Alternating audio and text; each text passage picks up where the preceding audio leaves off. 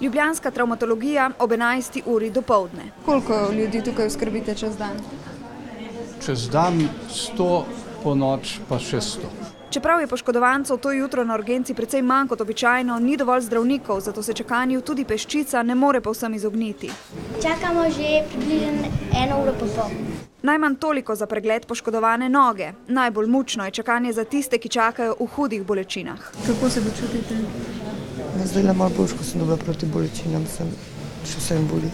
Odkar je urgentni travmatološki oddelek pred mesecem dni ostal brez 6 sobnih zdravnikov, močno okrnjenemu zdravstvenemu osebju oskrba poškodovancev polzi iz rok. Rane se operirajo po 6 urah. Prejšnji dan nam je skoraj umrl, zaradi čist po spletu okoliščin, srečnih okoliščin smo prestregali zem dokdajne. Ljudje so pa izgarani, vsi.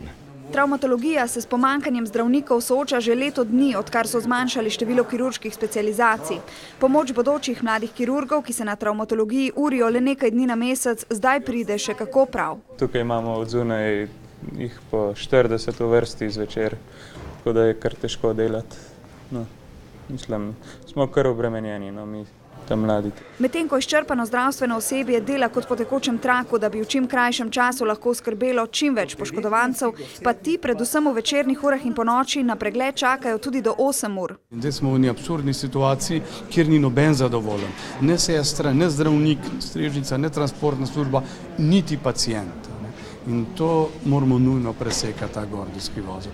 Kar travmatologija nujno potrebuje, je možnost zaposlitve tistih zdravnikov, ki jim pogodb zaradi zakonodaje ni mogla podaljšati. Le tako bo urgentni oddelek, ki letno skrbi 60 000 ljudi, prekinil razmere, ki jih je Cimerman označil za permanentno vojno stanje.